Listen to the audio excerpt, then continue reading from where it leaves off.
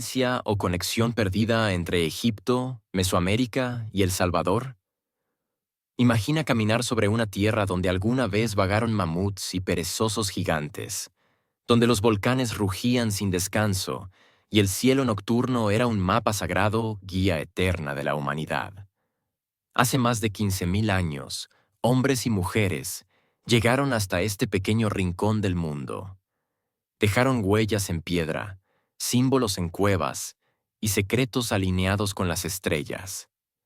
Entre ellos, Orión, el mismo cinturón que guiaba a egipcios, mayas y pipiles, y que aún hoy encontramos reflejado en los megalitos de Corinto, como si culturas separadas por océanos hubieran compartido un mismo código cósmico. Este no es un simple relato de historia. Es un viaje a los misterios que dieron forma a lo que hoy llamamos El Salvador. Porque aquí, entre montañas y mares, late una historia olvidada, lista para ser contada. ¿Casualidad o conexión perdida? Tú decides. Únete a este canal, deja tu me gusta y juntos sigamos desenterrando los secretos del pasado. Concibe más de 15.000 años el mundo era otro. Al norte del continente, gigantescos glaciares cubrían la tierra y el clima moldeaba la vida de quienes lo habitaban. En medio de esa era de hielo, grupos humanos valientes se atrevieron a seguir rutas desconocidas. Venían desde Asia cruzando un puente natural de tierra y hielo llamado Beringia que unía Siberia con Alaska. Ese puente ya no existe, pero en aquel tiempo fue la puerta de entrada a un continente nuevo, misterioso, lleno de desafíos y oportunidades. Eran cazadores y recolectores nómadas, gente que no temía caminar miles de kilómetros en busca de alimento, abrigo y territorios fértiles.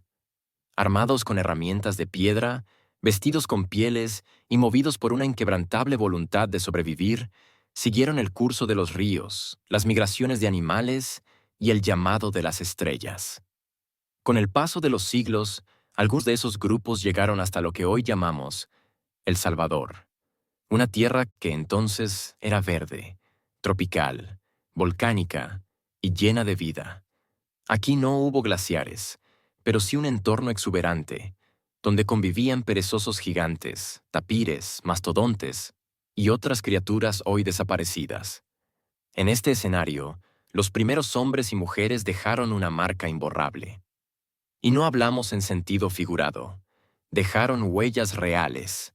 En el sitio arqueológico de La Rama, en la costa de Usulután, aún se conservan las impresiones de los pies de adultos y niños que caminaron sobre la arena húmeda hace miles de años. Sus pisadas, fosilizadas en piedra, nos cuentan una historia silenciosa, la de familias que exploraban, cazaban, jugaban y soñaban bajo el mismo cielo que hoy nos cubre. Junto a esas huellas también quedaron puntas de proyectil talladas en obsidiana, herramientas hechas con paciencia y precisión, que sirvieron para cazar animales salvajes. Estas piezas no son solo restos arqueológicos, son mensajes desde el pasado, pruebas de que en estas tierras ya había ingenio, adaptación y cultura miles de años antes de la llegada de los españoles. Piensa en esto. Mientras en otras partes del mundo se levantaban las primeras civilizaciones, aquí ya se desarrollaban comunidades que dominaban el fuego, conocían los ciclos de la naturaleza y tenían una cosmovisión propia. Y aquí viene lo más fascinante. Lo que estás a punto de escuchar y aprender no lo encontrarás en cualquier libro de historia. Este no es un video más.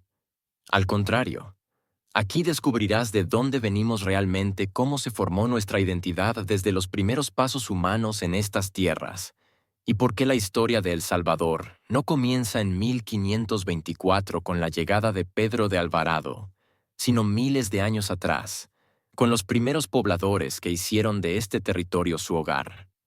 Así que, si eres curioso, si eres de los que no se conforma con lo que cuentan los textos escolares, únete a esta comunidad de exploradores del saber.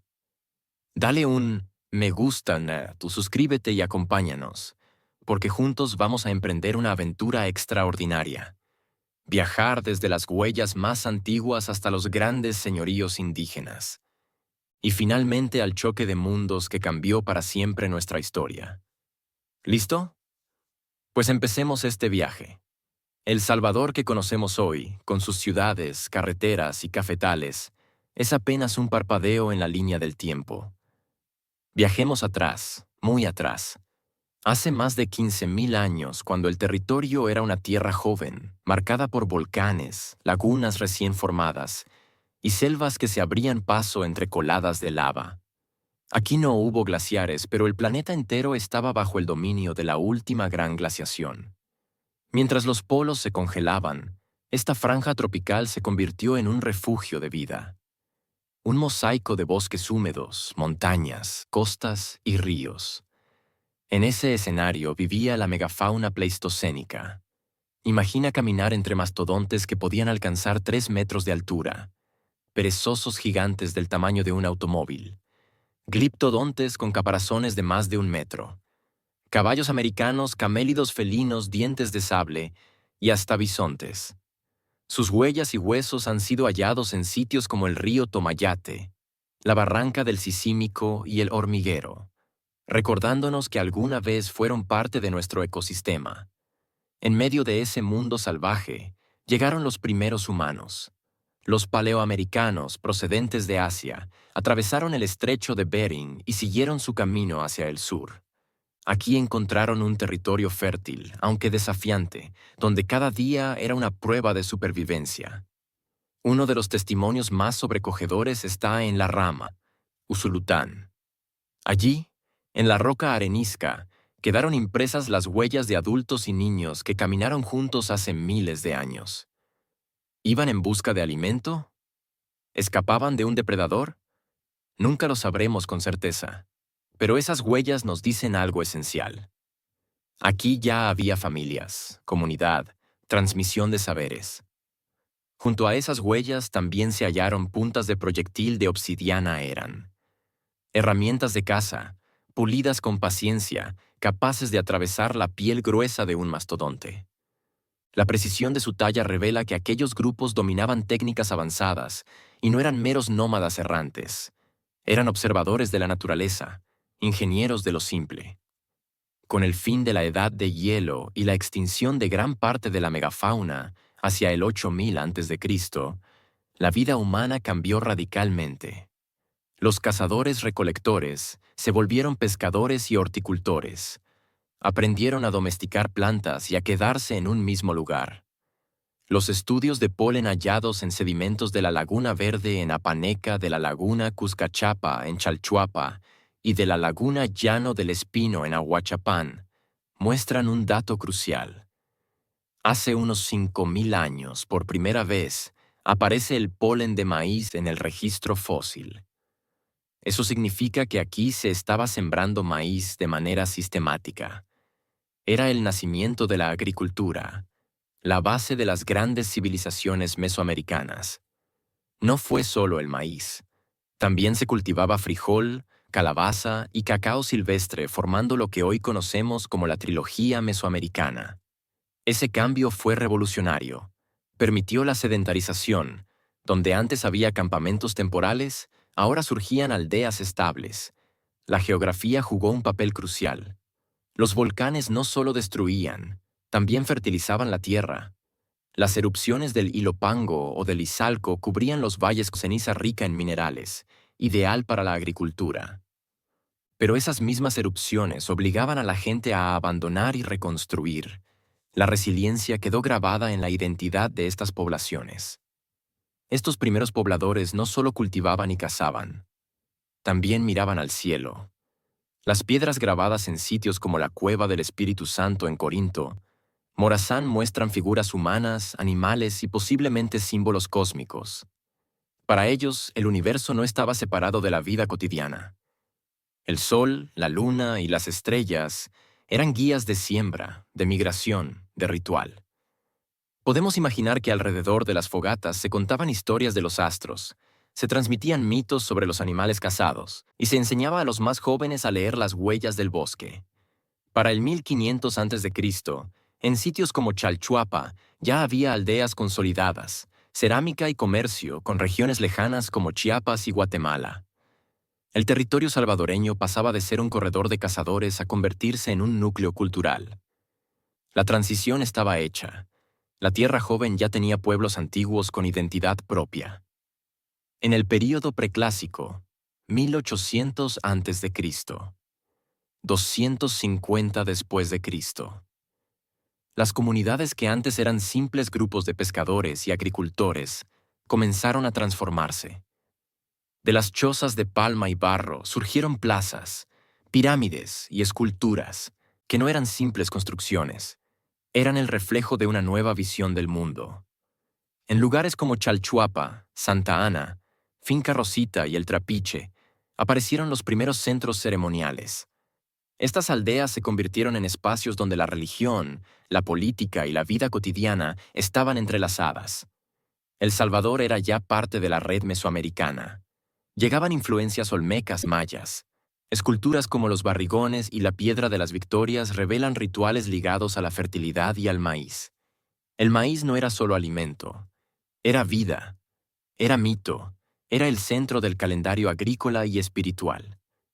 Las cerámicas encontradas en Chalchuapa demuestran conexiones comerciales con Chiapas y Guatemala, revelando que el territorio salvadoreño nunca fue aislado, sino parte de un corredor cultural clave.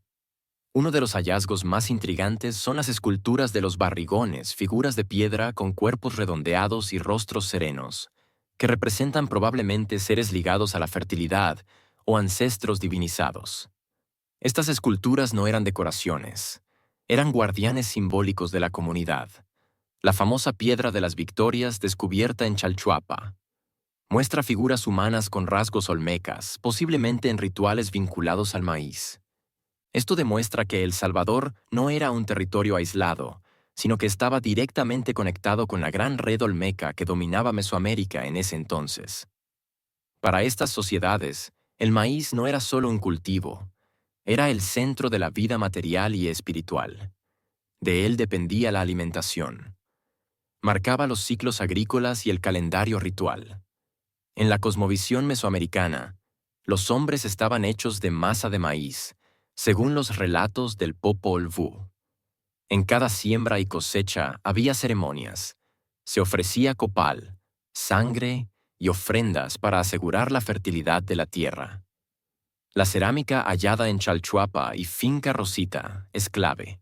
Sus diseños y técnicas muestran fuertes similitudes con la costa pacífica de Chiapas y Guatemala. Algunas piezas revelan un estilo mocaya, una de las culturas más antiguas de Mesoamérica, lo que sugiere migraciones o intensos contactos comerciales. Estos vínculos demuestran que el actual territorio salvadoreño era un corredor cultural estratégico. Por él transitaban ideas religiosas, como la veneración al maíz y los dioses de la lluvia. También circulaban objetos de prestigio como obsidiana, jade, conchas y cacao. Se conectaban las rutas del Pacífico con las tierras altas de Guatemala y Honduras. Lo que comenzó como pequeñas aldeas agrícolas se fue convirtiendo en auténticos centros urbanos primitivos. Las plazas eran escenarios de ceremonias colectivas, las pirámides, símbolos de poder, y las esculturas, la materialización de la fe. Así, El Salvador entraba en el mapa mesoamericano compartiendo con los olmecas y mayas una cosmovisión común, pero a la vez creando una identidad propia que siglos después heredaría el nombre de Cuscatlán, la tierra de las cosas preciosas. El territorio que hoy conocemos como El Salvador vivió durante el Clásico un auge cultural y urbano sin precedentes. Fue una era donde las pirámides se elevaron hacia el cielo, las plazas se llenaron de vida ceremonial y los intercambios con grandes civilizaciones como Teotihuacán y Copán consolidaron a la región como parte activa del corazón mesoamericano. En el occidente, Tazumal, Chalchuapa, se convirtió en un centro ceremonial de gran relevancia. Se erigieron pirámides escalonadas, templos y tumbas monumentales. Los arqueólogos han encontrado evidencia de entierros de élite acompañados de objetos de prestigio como jade, obsidiana y cerámica importada. En una tumba se hallaron incensarios y objetos de estilo teotihuacano confirmando los lazos con la poderosa ciudad del altiplano mexicano. Estos vínculos no eran solo comerciales, eran también alianzas políticas y religiosas que situaban a Tazumal como un nodo dentro de la vasta red mesoamericana. El centro del territorio fue marcado por un acontecimiento apocalíptico, la erupción del Ilopango, ocurrida alrededor del siglo V. Fue una de las erupciones volcánicas más grandes del planeta en los últimos 2000 años, liberando millones de toneladas de ceniza que cubrieron gran parte de Mesoamérica. El valle de Zapotitán quedó despoblado durante décadas, las aldeas y cultivos fueron destruidos, y el cielo se oscureció durante meses. Pero de la devastación surgió el renacer. El sitio de San Andrés emergió como la gran ciudad del valle.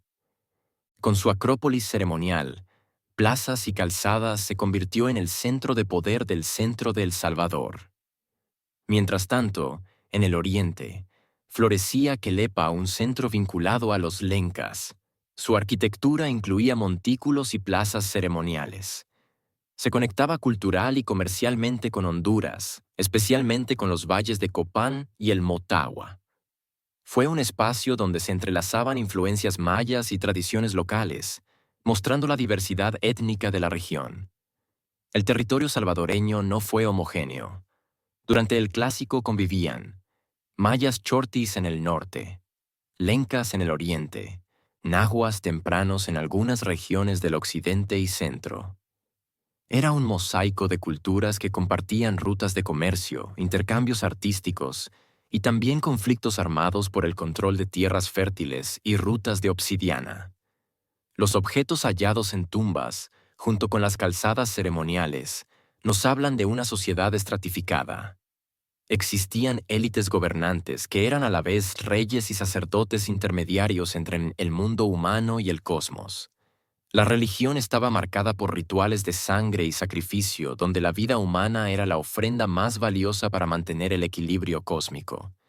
El maíz, el sol y la lluvia eran ejes de una espiritualidad que daba sentido a la arquitectura monumental. Análisis de cenizas en el lago de Cuija y en Joya de Serén sugieren que, tras la erupción del Ilopango, algunas comunidades sobrevivientes migraron y fundaron nuevos asentamientos en zonas altas, acelerando la diversificación cultural de la región. Para los pueblos antiguos del territorio salvadoreño, el cielo no era un espacio vacío. Era un libro abierto lleno de señales divinas. Cada estrella, cada constelación, cada amanecer tenía un significado profundo que organizaba el tiempo. La agricultura, la guerra y la religión.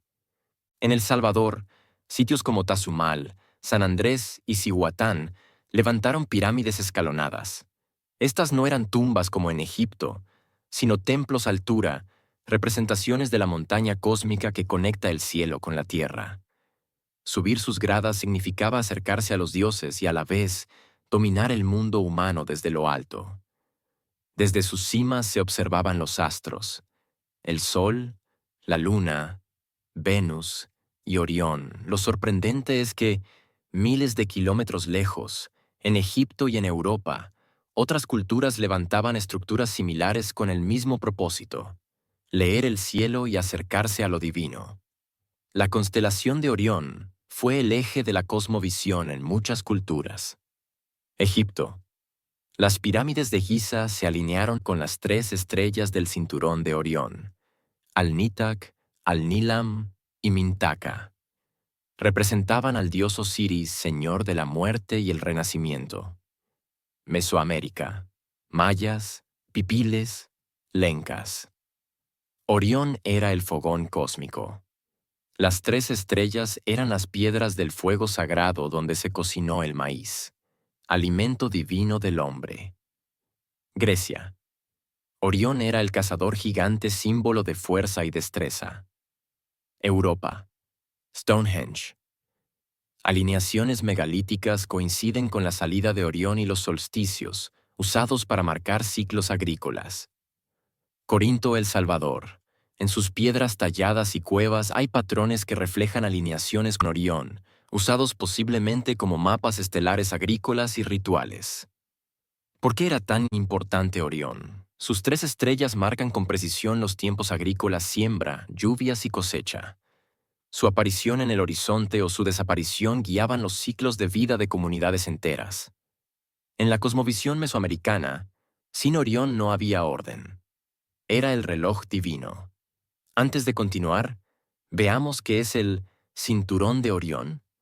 Es una de las constelaciones más brillantes y visibles del cielo, que forman la cintura del cazador en la constelación de Orión.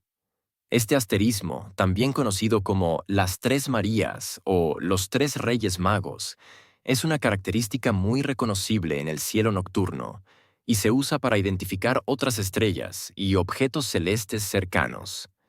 Se reconoce fácilmente por el cinturón de Orión, 3 estrellas alineadas casi en línea recta. Al-Nitak, Al-Nilam, Mintaka. Además, Orión tiene estrellas muy notables. Betelgeuse, un supergigante rojo, representa el hombro del cazador. Rigel, un supergigante azul, su pie o pierna. Por su claridad y forma, Orión fue observado y venerado por culturas de todo el mundo. Los templos y las calzadas de sitios como Tazumal o San Andrés muestran que los gobernantes eran reyes sacerdotes. Desde lo alto de las pirámides realizaban sacrificios humanos y ofrendas de sangre, creían que así alimentaban al sol y garantizaban la continuidad del cosmos. Cada ritual estaba alineado con fenómenos celestes: solsticios, eclipses, movimientos de Venus y Orión. Para ellos, la sangre humana era el maíz de los dioses, lo que mantenía en movimiento al universo. La coincidencia es impresionante. Giza, Egipto. Pirámides como Orión, culto a Osiris. Teotihuacán, México. Pirámides alineadas con Orión y la Vía Láctea, ciudad de los dioses. Stonehenge, Inglaterra. Megalitos alineados a solsticios y estrellas, calendario ritual. Corinto, El Salvador. Piedras grabadas y alineadas con Orión, calendario agrícola y espiritual. Culturas diferentes, sin contacto entre sí, pero todas mirando al mismo punto del cielo y levantando sus ojos. Y sus piedras yacía Orión, la brújula cósmica de la humanidad en Cihuatán, Cuscatlán.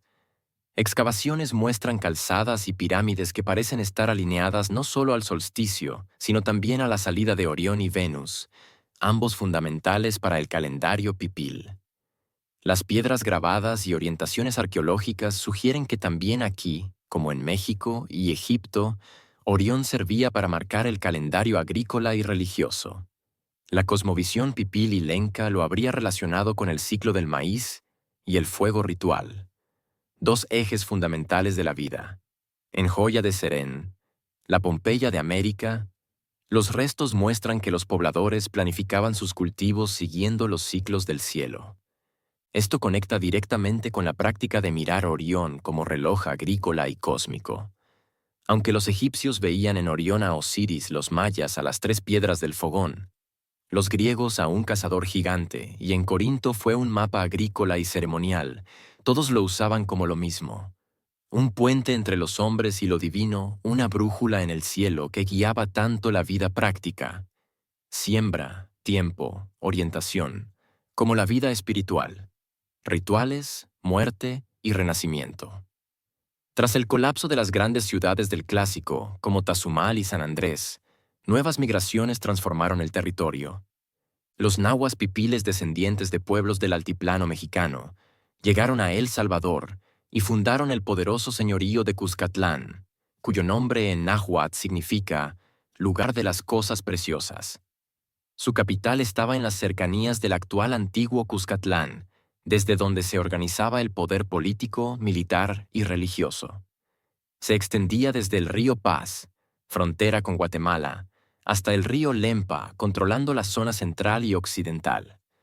Era una sociedad altamente jerarquizada. Un tlatoani, señor supremo, gobernaba sobre provincias y caciques locales, apoyado por sacerdotes y órdenes militares.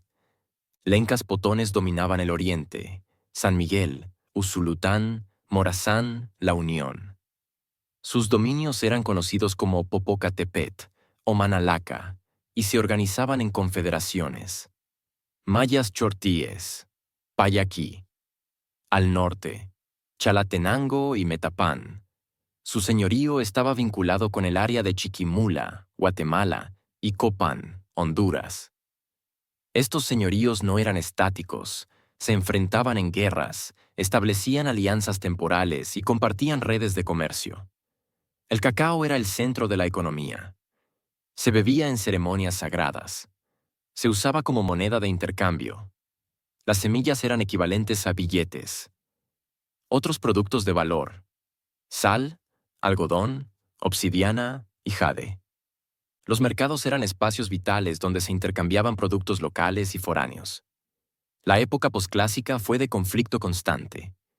Sitios como Cihuatán y Las Marías muestran murallas, calzadas fortificadas y casas de guerreros.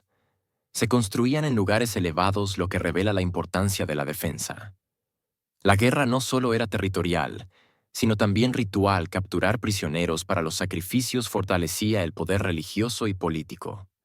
Los pipiles adoptaron y adaptaron dioses del altiplano mexicano. Xipe Totec, dios de la renovación, asociado a la fertilidad y los sacrificios. Tlaloc, señor de la lluvia, invocado para garantizar buenas cosechas. Quetzalcóatl, la serpiente emplumada, símbolo de sabiduría y cultura. En Cuscatlán, estos dioses convivían con deidades locales y con un culto central al maíz, considerado el origen de la humanidad. El Salvador de los siglos XIII al XVI era un mosaico de señoríos en tensión con un poder central en Cuscatlán, economías basadas en el cacao, y una cosmovisión marcada por la guerra y los ciclos agrícolas. Cuando en 1524 Pedro de Alvarado y sus aliados tlaxcaltecas entraron en estas tierras, no encontraron tribus dispersas, sino un estado organizado y poderoso capaz de ofrecer una resistencia memorable en batallas como Acajutla, Tacuzcalco y Cuscatlán. En Cihuatán se han hallado esculturas de Xipe Totec y Chacmul, figuras que conectan a los pipiles con las tradiciones toltecas y mexicas, confirmando que El Salvador estaba plenamente integrado en la gran red cultural mesoamericana. En junio de 1524, apenas 3 años después de la caída de Tenochtitlan, Pedro de Alvarado, uno de los capitanes de Hernán Cortés, se lanzó hacia el sur para conquistar Cuscatlán, el corazón de los pipiles. No venía solo. Lo acompañaban 250 soldados españoles, caballos y armas de fuego. Pero su verdadera fuerza era un ejército de aproximadamente 6,000 guerreros tlaxcaltecas, cholultecas y otros indígenas aliados. ¿Por qué traía indígenas aliados? Los tlaxcaltecas habían derrotado a los mexicas junto a Cortés. Eran guerreros acostumbrados a la disciplina y las tácticas masivas. Hablaban náhuatl, como los pipiles, lo que permitía comunicación y estrategias de propaganda. Al ver a otros pueblos indígenas combatiendo del lado de los españoles, se buscaba desmoralizar a los pipiles y mostrar que la conquista era inevitable. Los tlaxcaltecas no eran esclavos, sino aliados forzados. Tenían un motivo: vengarse de los pueblos que los habían sometido y asegurarse privilegios frente a los españoles. Después de la conquista, a muchos de estos indígenas aliados les otorgaron tierras y encomiendas en lo que hoy es El Salvador. Algunos linajes tlaxcaltecas se integraron a la población local y sus apellidos sobrevivieron siglos. Después de la conquista, los aliados tlaxcaltecas no regresaron todos a México. Muchos se quedaron en el nuevo territorio como parte de las recompensas de guerra que otorgaban los capitanes españoles. Algunos recibieron tierras de cultivo y encomiendas en los alrededores de Sonsonate, Izalco y San Salvador, convirtiéndose en pequeños señores locales, bajo la tutela de los Alvarado. Otros se establecieron como artesanos, cargadores o intérpretes en las nuevas villas. Ciertos apellidos indígenas nahuas quedaron registrados en documentos coloniales salvadoreños desde el siglo XVI. Aunque muchos se hispanizaron, se cree que linajes de origen tlaxcalteca sobrevivieron siglos, mezclándose con la población local. En pueblos como Izalco y Nahuizalco, crónicas del siglo XVII ya mencionan familias de tradición nahua que no eran originalmente cuscatlecas, sino descendientes de los aliados traídos por Pedro de Alvarado. Algunos estudios genealógicos y lingüísticos Han encontrado que apellidos como Texis, Shiloh o Tellez, este último derivado de voces nahuas, podrían haber llegado por estos contingentes. De esta forma, la conquista no solo fue un choque de españoles contra indígenas locales, sino también una migración forzada de pueblos enteros que terminaron dejando huella en la identidad salvadoreña. La campaña militar Cruce del Río Paz, Alvarado entró por el occidente, dejando a su paso aldeas abandonadas. Mopicalco y Acatepec fueron vaciadas por sus habitantes, que conocían la brutalidad de la conquista. La batalla de Acaxual, Acajutla. El 8 de junio de 1524, frente a miles de pipiles, se libró una batalla feroz. Los pipiles, armados con macanas, lanzas y arcos, lograron contener por horas el ataque español. Una flecha hirió gravemente a Pedro de Alvarado en el muslo derecho, herida que lo dejaría cojo para toda su vida. Aún así, la superioridad del caballo, el acero y el fuego, junto con el empuje tlaxcalteca, forzó la retirada indígena Batalla de Tacuzcalco. Días después, en Tacuzcalco, cerca de Sonsonate, otra batalla sangrienta enfrentó a ambos ejércitos. Las crónicas hablan de miles de pipiles muertos frente a menores bajas españolas y tlaxcaltecas. Avance hacia Cuscatlán. Alvarado llegó finalmente a Cuscatlán, la gran capital. Pero la ciudad estaba vacía.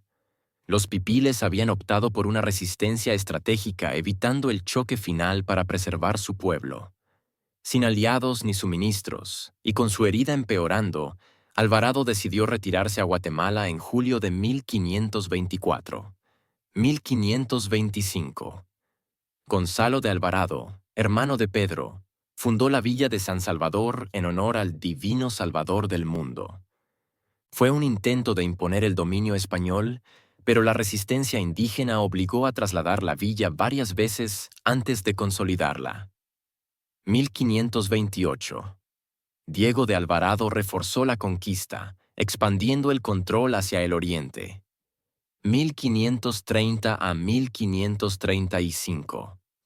Capitanes como Luis de Moscoso y Cristóbal de la Cueva terminaron de someter los señoríos lencas y chortíes. 1540. El territorio pasó formalmente a la Capitanía General de Guatemala dentro del Virreinato de la Nueva España. El encuentro de 1524 fue más que una batalla. Fue el inicio del fin para los señoríos indígenas y el comienzo de un nuevo orden colonial. Para los pipiles, la guerra no fue derrota inmediata, sino una resistencia prolongada que tardó años en sofocarse. Para los españoles, fue un recordatorio de que las conquistas nunca eran fáciles. La herida de Pedro de Alvarado se volvió símbolo de la ferocidad indígena. Para los tlaxcaltecas, significó convertirse en pieza clave de una conquista que extendió la huella náhuatl hasta tierras cuscatlecas. La herida en la pierna de Alvarado fue tan grave que los indígenas lo apodaron Tonatiuh, el sol, no solo por su cabello rubio, sino porque cojeaba como si el mismo sol lo hubiera castigado. Esa cicatriz marcó al conquistador por el resto de su vida. De Cuscatlán, el lugar de las cosas preciosas, a la provincia de nuestro Señor Jesucristo, el Salvador del mundo, estas tierras han sido hogar de pueblos que resistieron y se reinventaron. Sobrevivieron a la furia de los volcanes, a las sequías, a las guerras y finalmente a la llegada de los conquistadores. Pero hay algo que une a estas culturas, desde los antiguos mayas y pipiles hasta los egipcios del Nilo y los constructores de Stonehenge. El cielo en lo alto, el cinturón de Orión brillaba como un espejo universal. Para los egipcios, sus 3 estrellas eran la morada de Osiris, Dios de la resurrección y la vida eterna. Para los pueblos mesoamericanos, esas mismas estrellas guiaban la siembra, anunciaban el ciclo del maíz, alimento y espíritu de la vida. ¿Cómo explicar que civilizaciones tan distintas, separadas por océanos, vieran en el mismo grupo de estrellas el mismo mensaje de vida? Quizá porque la humanidad, desde sus orígenes, ha buscado en el cielo las respuestas de la tierra. La historia de El Salvador no comienza en 1524, ni siquiera en 1821. Comienza en el eco de los pasos de aquellos primeros pobladores que cruzaron ríos y montañas hace más de 15.000 años, y en la mirada de quienes, como nosotros, seguimos buscando en las estrellas un reflejo de lo que somos. Y ahora te pregunto a ti, ¿qué otros secretos guardarán nuestro pasado, esperando a ser descongelados y contados? Te invito a compartir este viaje, a seguir explorando juntos y a no dejar que la memoria de estas tierras se pierda en el silencio.